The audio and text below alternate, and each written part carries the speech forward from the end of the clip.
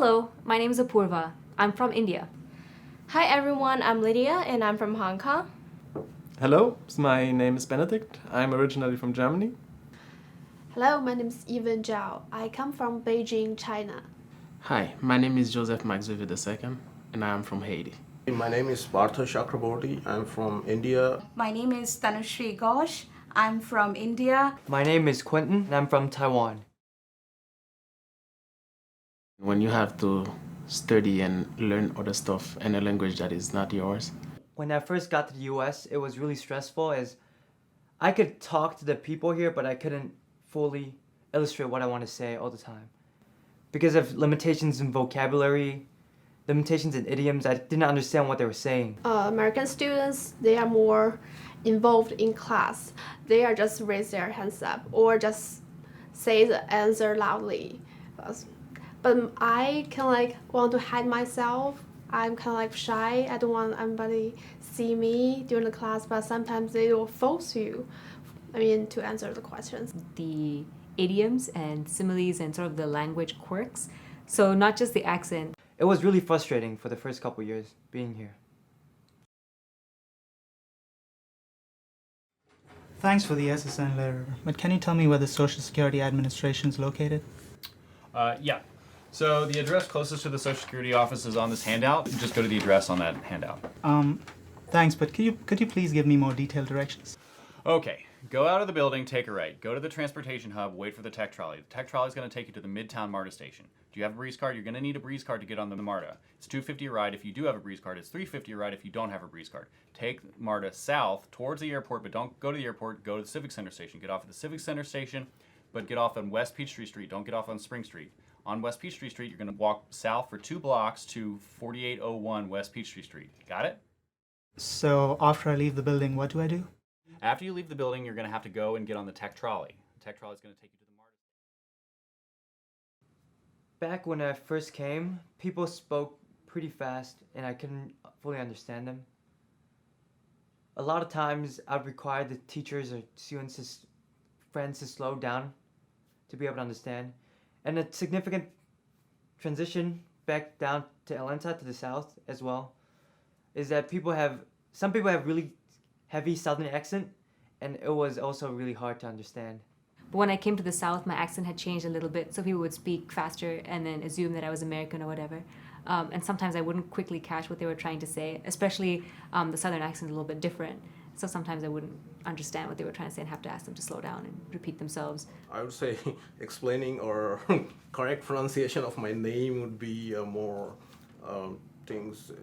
important example, because anytime I'm trying to explain my name to a friend or to an acquaintance or a stranger rather. The manner in which people communicate is a reflection of their culture. Like people from any country, Americans have their own communication style. Americans tend to be direct and clear communicators. They expect others to get to the point and say what they mean. Most people raised in the United States will ask many questions in a direct manner. They are not accustomed to subtle cues or indirect messages. They tend to use a higher level of eye contact than people from other countries. One communication method that some international students are not accustomed to is the idea of small talk. This informal type of discourse may be perceived by others as not having much purpose. In the U.S., small talk is used to create bonds between acquaintances or people that do not know each other well. Topics of conversation that are viewed as appropriate in the U.S. are the weather, sports, music, movies, and one's classes or jobs. Topics that are normally viewed as inappropriate to discuss with people that one does not know well are money or one's salary, religion, and politics. When communicating, Americans tend to use humor to make their point or diffuse uncomfortable situations. They also use humor to bond with others, which can be confusing for international students who do not have the same knowledge base to reference or an understanding of American sarcasm. Although these examples are generalizations, international students should be aware of these concepts in order to effectively communicate with Americans who may not be aware that communication styles differ throughout the world. So how do you think you did in your exam? I think I did okay. The essay questions was really hard, so I don't think I got enough time to write everything down. But apart from that, I think it was okay. Yeah, for me it was okay too, but I think that the multiple choice questions were very tricky. But in the end it was okay. Yeah. You have an interesting accent. Where are you from? Well, I'm from Brazil. So you must speak French and Spanish. So I took a year of French when I was in high school. I'm basically fluent. So not exactly. No? Actually, we speak Portuguese, but Spanish is very similar, so I can understand it very well. And I already know French, so if you want to talk to me in French, it's okay. Okay. Yo, and where are you from? I'm from Pakistan, but I basically grew up in United Arab Emirates. Oh, nice. It's like Africa. Oh no, that's actually the Middle East. Oh. I knew that. I'm sorry. Oh, that's okay. So you must be really excited in Brazil about the World Cup this year. Oh, yeah, definitely. A lot of people don't really discern between Asians, just out of habit or whatnot. And I like it. I like to tell people I'm from Taiwan and to be able to say that I'm different from other Asians around. Taiwanese is Taiwanese, Japanese are Japanese, and we all have our own cultures, just like England and America. But to me, like Hong Kong, it's an international city, so I was expecting a lot of people would have at least heard of it before. Well, especially after the 2010 earthquake that happened in Haiti, most of the people I meet usually know a bit about Haiti, but they might not know actually where it is, or they might have some misconception, but actually most people do know about Haiti. Some people think that it's in Africa, and actually we're in the Caribbean, so that location is mostly what they don't know. One of the very short questions we are asked is, did you have an arranged marriage or a love marriage, or did you know each other before, or how do you interact with each other before?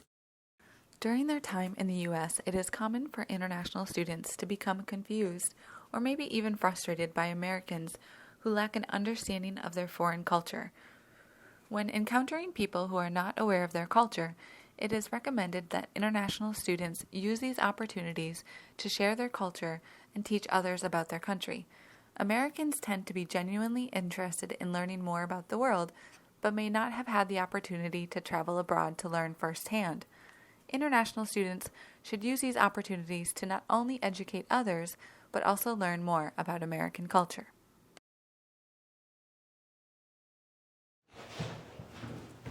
Oh, hey man, what's up? Hey, how are you doing? Last weekend Okay. Oh, hey man, what's up? How are you doing? Good, how are you? Awesome, I tell you. This last weekend, it was so great. I went to Washington, D.C. with a friend, standing in front of the White House, standing in front of the Capitol, seeing the Pentagon, and all these gorgeous museums, so beautiful, I can't imagine. Such a great weekend. Hey, that sounds awesome. I actually got to run, but hey, I'm throwing a party on Saturday night. Yeah. Let me text you on Friday about it. Yeah, that sounds great. Thanks very much. Looking forward to it. Cool. Thanks a lot for the invite. Bye. See you then.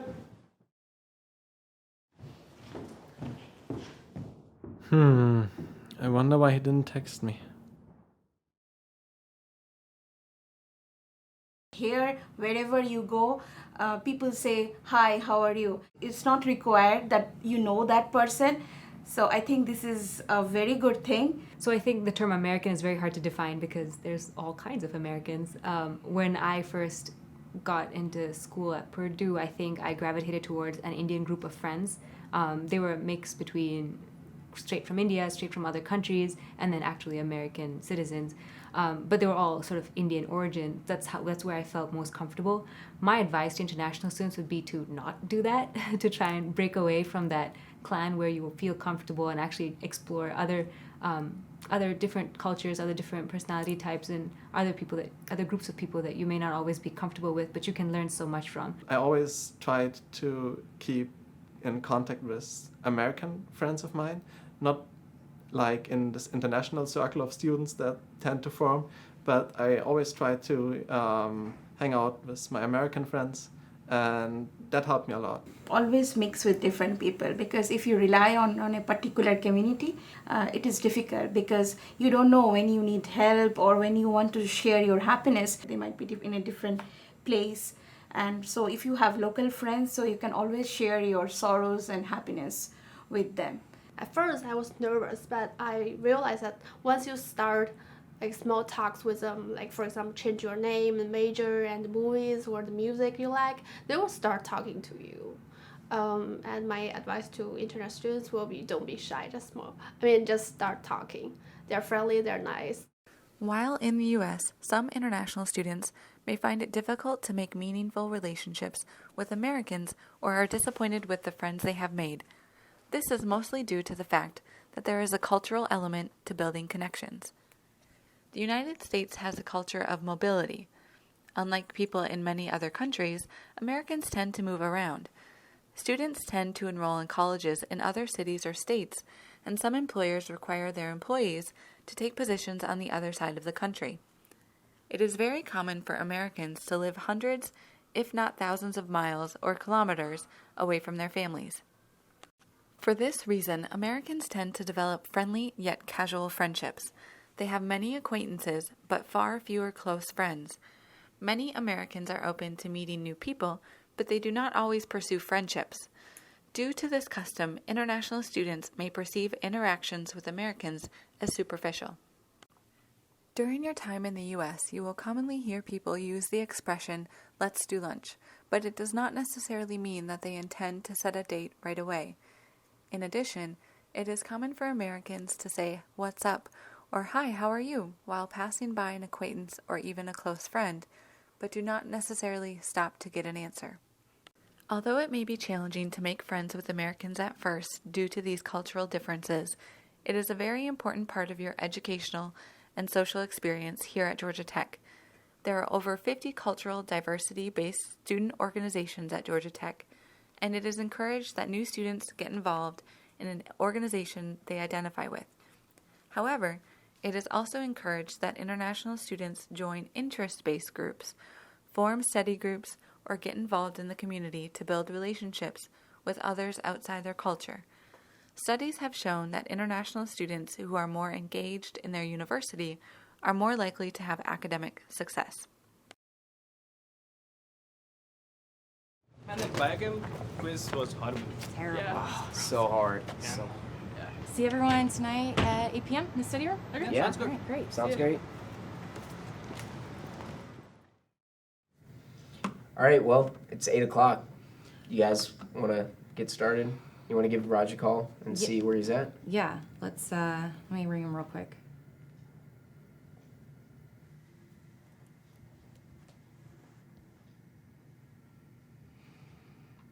And I got voicemail. Okay, well. Do you guys want to just go ahead and start without him? Yeah. Yeah. I don't want to be here all night. Yeah. So let's break it down into parts then. Okay, but I really don't want to do military, so why don't I take political? Is that okay? That's cool. Yeah. Okay. I don't want to do military either, so I'll take economics. Okay. I gotta agree with you guys. I honestly think military is gonna be really hard. So I'm gonna grab geography. Well, I guess then Ridge gets military. Yeah, you wanna try him again? Yeah, if he answers. Hey, Ridge Raj, it's 8 o'clock and we're all meeting for the group project. Are you coming? 8:30? Yeah, man, don't even bother coming. We broke the project into assignments and you got assigned the military portion. Well, yeah, man, I mean, you weren't here on time and we had to get started. Okay. All right, thank you. See you in class tomorrow. Well, he's not coming. 8:30? Really? Right. All right, well, let's just go ahead and get started. Yeah.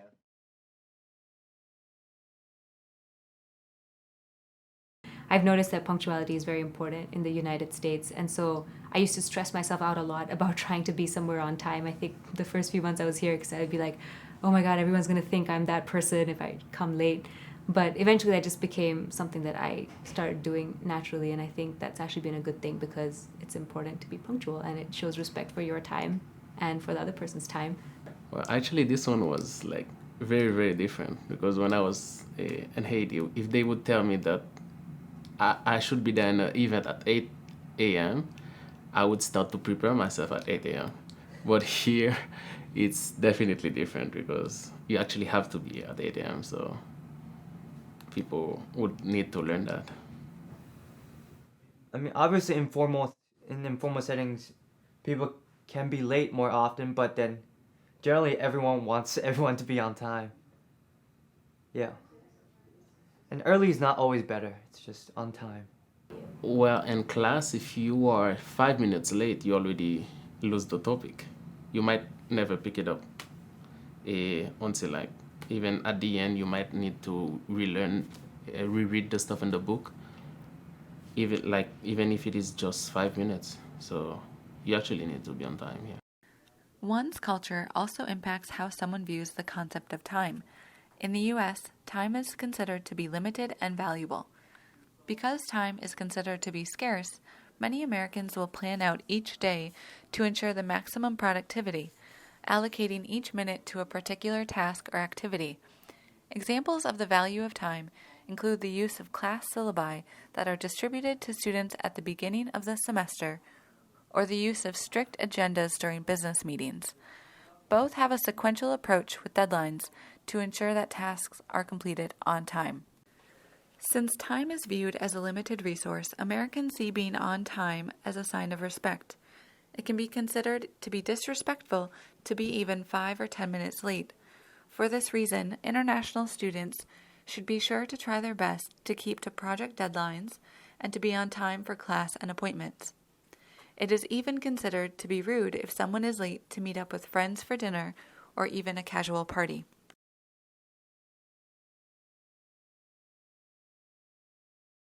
In Haiti, generally, we are more religious.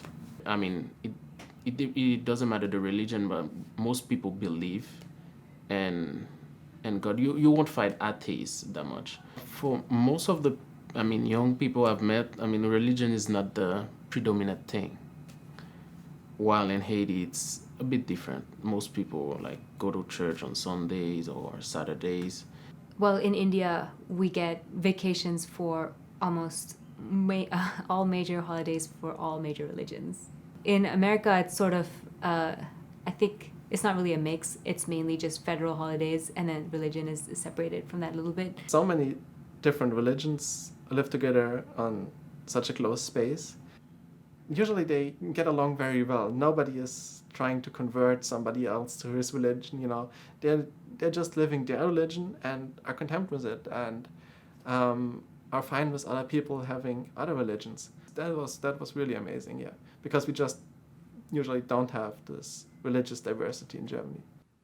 Here in the U.S., Christianity is really big. And Christianity is very different from the religions that dominate my home country, Taoism, Buddhism. It influences people's lives a lot more. Whereas a Buddhist who believes in Buddhism back in my home country, unless they're actual monks, there's no actual practices. They don't sit down every day to pray or do specific things. It's more of a lifestyle. People here talk about God more. Like some people, even if they're not Christians or they don't have like a specific religion, they still believe in God. But in Hong Kong, like there are so many other religions that are popular, like such as Buddhists. I find that people are very open to discussing their religion, and there's a lot of churches and mosques within walking distance of campus.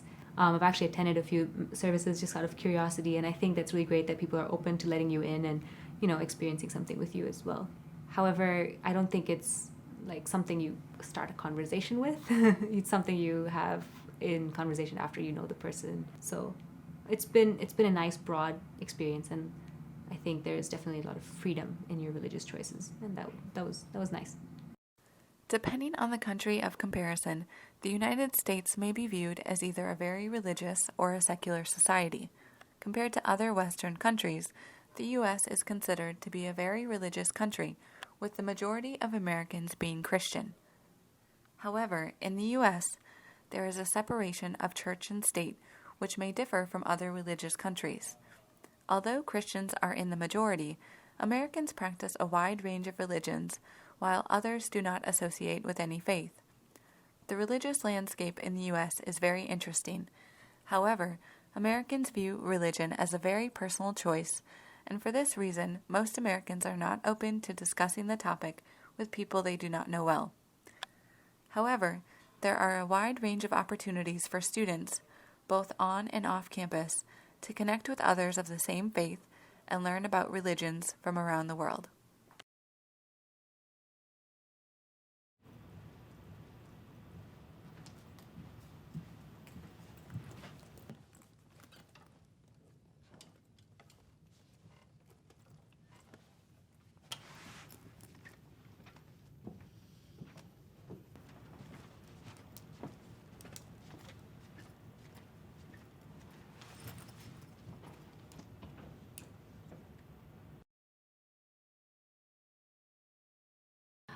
For example, during the class, if there's a row and this row has 10 seats and there are 2 American students sit together, I'll at least keep 2 or 3 seats, between me and them to make them feel comfortable.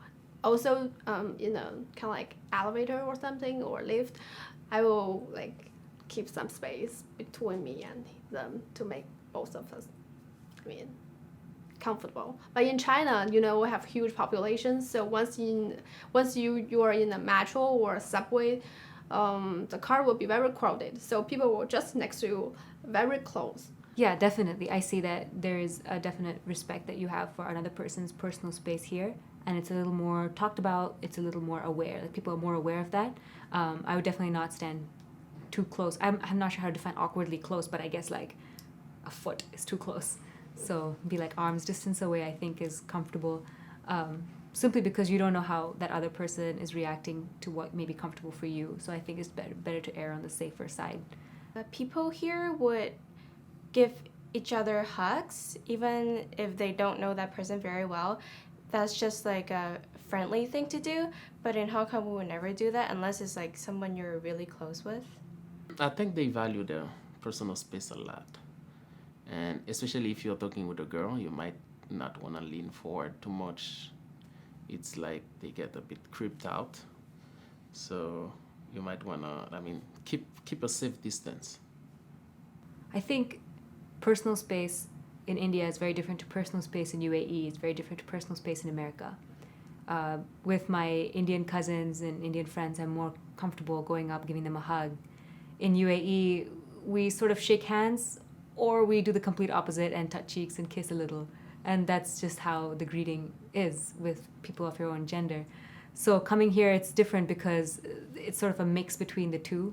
And it really depends on how comfortable you are with that person. So there's no formal greeting. I think the formal greeting is just a handshake. But then as you get to know the person better, it's like a hug or something. But I think that was always a little bit awkward.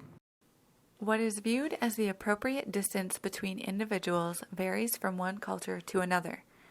Americans tend to have 4 zones depending on their level of comfort with those around them. Anything less than 1.5 feet away, or a little less than half a meter, is considered to be intimate space, which is reserved for handshaking or interactions with people who one knows very well. The next zone, the casual zone, extends until about 4 feet, or about 1.2 meters away from one's body. This space is appropriate for close friends. When interacting with acquaintances, Americans are commonly comfortable with standing no closer than 4 feet, or about 1.2 meters away from the person with whom they are speaking. In the U.S., the appropriate length of space between 2 people is about the length of one's arm. Any closer can be considered an invasion of space. Beyond 12 feet, or about 3.7 meters, is considered to be public space and used when interacting with strangers. Later in this video, the consequences of not respecting one's personal space will be discussed.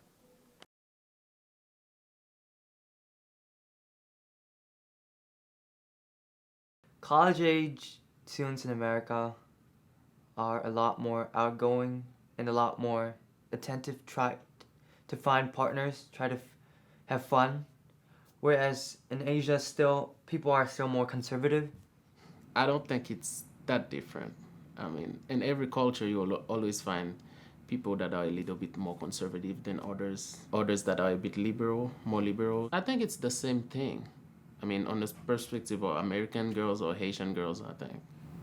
People in Hong Kong take dating more seriously because Asians are a little more conservative. They wouldn't date someone they just met. Depending on where they are from, international students may find the dating culture in the U.S., and specifically on an American college campus, to be confusing or challenging. When compared to citizens of other countries, Americans may be viewed as either more conservative or more liberal when it comes to dating and sex. For example, it is common for young adults in the U.S. to be sexually active, but many choose to abstain.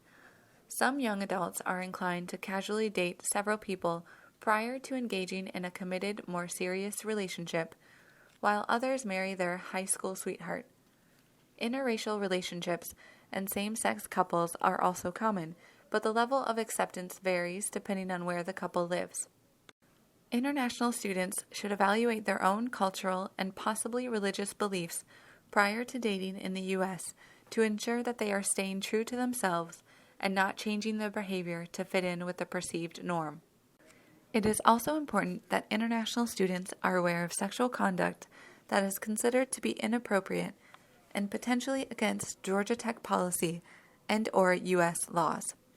The Georgia Tech policy covers student-related concerns of sexual harassment, sexual assault, and sexual misconduct, as well as intimate partner and dating violence and stalking. The full policy can be found on the Office of Student Integrity's website. Students who are not aware of these policies may accidentally violate the code of conduct, as a behavior that is acceptable in their home country may not be tolerated at Georgia Tech. For example, at Georgia Tech, sexual harassment includes, but is not limited to, suggestive comments and sexually explicit jokes, repeatedly asking for a date from a person who has indicated that he or she is not interested, and invading a person's personal space, such as standing closer than what is considered appropriate. As previously stated, what is considered to be the appropriate distance between individuals varies from culture to culture. For this reason, it is possible for an international student to accidentally violate a Georgia Tech policy simply due to cultural misunderstandings. There are many resources on campus to assist students to gain support and educate themselves on topics related to dating, sexual health, and sexual misconduct. These resources include the Office of Student Integrity, Health Services, Counseling Services, Women's Resource Center, and Pride Alliance. The student health insurance is really expensive. Do I really need it? You do need it. The University System of Georgia requires it. It's mandatory for all students. Is there any way I can get out of paying for it? No, you can't get out of paying for it. Anyway, it's very expensive for medical care in the U.S. You really need to have it. I never get sick. It's a waste of money. I understand you think it's a waste of money, but it's mandatory. There's no way around it.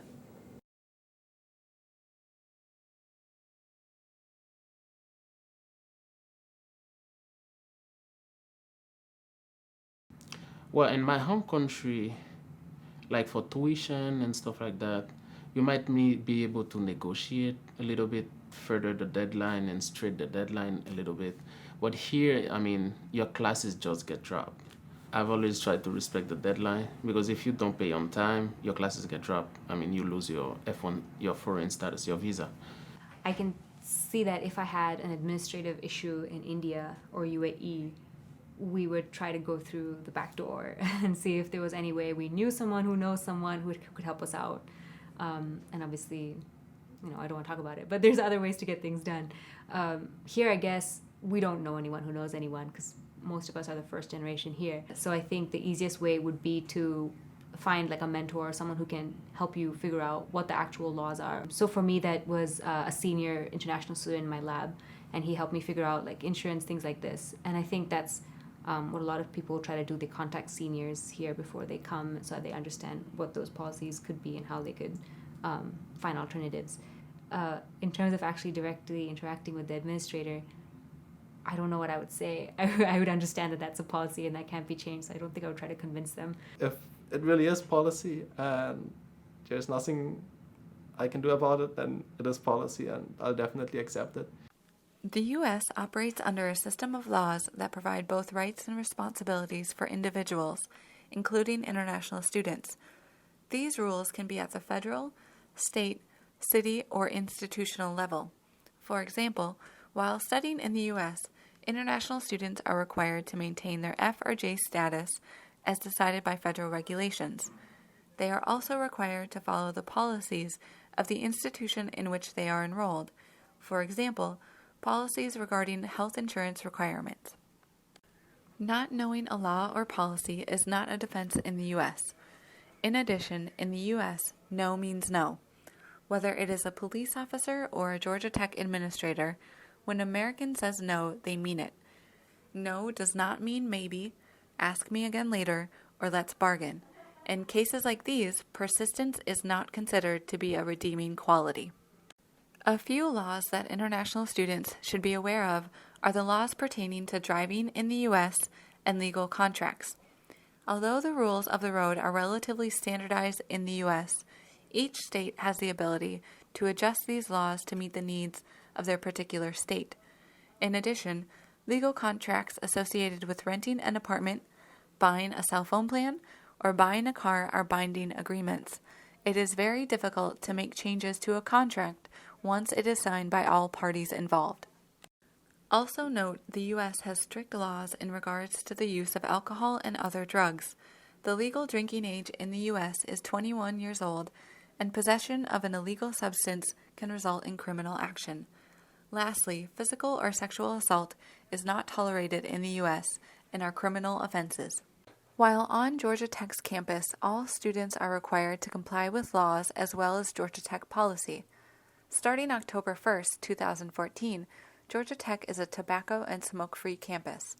This policy prohibits the use of all forms of tobacco, including but not limited to cigarettes, chewing tobacco, hookahs, and electronic cigarettes.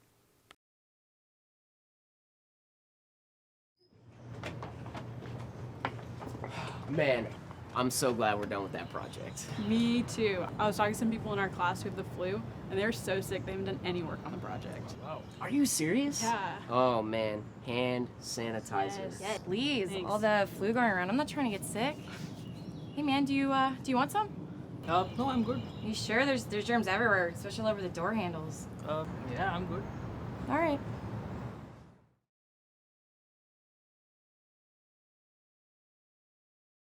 Yeah, I think it's also a personality thing, so it can vary from family to family.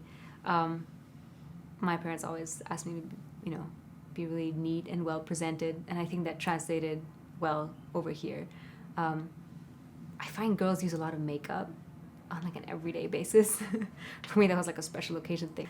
And I find that people are pretty well presented at all times, and that's how they consider first impressions and everything like that is very important. I mean, people are of course concerned with their personal hygiene and try to look pretty, but I mean, that's the same in Germany. So from university culture and from the people I met here, there's basically no difference. The most important part is that being responsible for your own health and hygiene. It's not that, oh, I didn't get time for laundry. It's not a good answer. It's like, you have to do your laundry no matter how busy you are, or you still have to shave your face no matter how busy you are. I mean, those are part of just as important as eating or sleeping, actually. So I think all of my American friends, classmates, they look very fresh and clean every day. But I think everybody can pay attention to their appearance, so they look fresh. Although it can be an uncomfortable topic of conversation, appearance, personal hygiene, and cleanliness are important topics for discussion. Like the concept of time and space, there is a cultural element when it comes to personal hygiene. In some cultures, the scent of another person is considered natural and contributes to the communication system within the culture. However, Americans have been taught that natural scents are offensive and prefer perfumed scents. It is believed that the basis of this cultural attribute is the fact that the U.S. has a consumer culture. Many international students are surprised by the number of products that are available at a grocery store or pharmacy, and the number of products associated with hygiene and cleanliness alone is infinite. Most Americans abide by the following hygienic practices: shower or bathe daily, use deodorants with an antiperspirant under their arms, wash their clothes after each wear, and pay special attention to dental care by brushing their teeth twice a day and seeing a dentist about twice a year. Even though international students are not required to abide by these practices, it has been found that students who do not follow some of these standard guidelines have a difficult time in social environments and developing friendships with others. I mean, the people as a whole, they smile a lot when when they don't know you on the streets. But I would get to interact with a whole different group of people, meet and interact with a different set of ideas, I guess. People just hear that I'm from Germany, but it never altered their behavior, so they just behaved like, as everybody else. So I was just normal part of their group, and we shared different activities together, and it's just this this friendship, and irrespective of where you come from, that I really value highly. I have to say I like hugging with them. People will like to give a hug once they're back on a vacation or something. I enjoy that moment a lot. Also, I enjoy making, eye contact when people talk here. I feel like so much freedom because I'm living by myself and I can do whatever I want. Most important thing, I got very independent, and you can you become very strong. The Americans I meet are really open-minded, and they're really smart. They do give an effort to try to understand different people and different things. I mean, the people on a whole are very caring people. It is an overall great experience. Yeah. Although your main purpose for coming to Georgia Tech is to study, remember that while you are in the U.S., you are a cultural ambassador from your country. You are here to learn about American culture as well as share your own. Au revoir. Goodbye then. Have a great time here in the US and enjoy. Matsigana. Goodbye. I hope you have a great time like I have. 我希望每个人都能享受你们在美国的时光。I definitely hope that this positive experience will help you to integrate into different cultures and careers in your life. Bye bye. 我希望你喺Georgia Tech 有一個好愉快嘅時間啦。Goodbye. Thanks for watching, and I hope you have a great time here.